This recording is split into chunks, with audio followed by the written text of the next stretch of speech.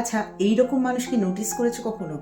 যে মানুষটার কোনো কিছু নেই, অত আগ্রহ নেই, নতুন কোনো সিনেমা এলো কিনা, নতুন কোনো গ্যাজেট লঞ্চ করলো কিনা, কোথাও ঘুরতে যাওয়ার নেশা, কোথাও বেড়াতে যাওয়ার নেশা, বা এই ধরনের সোশ্যাল মিডিয়াতে অ্যাক্টিভ থাকা, সারাক্ষণ কিছু না কিছুর মাধ্যমে নিজেকে আপডেট রাখা, সব সময় কিছু না কিছু সোশ্যাল মিডিয়া আপডেট করতে থাকা, বা এই ফ্রেন্ডস, এই ক্লাবিং, এই প্রত্যেকটা জিনিস থেকে নিজেকে আলাদা করে রাখা, এরকম মানুষ যদি চোখে পড়ে তাহলে কিন্তু একটা জিনিস মনে রাখতে হবে যে এই মানুষগুলো না অন্য মানুষদের থেকে ভীষণভাবে আলাদা।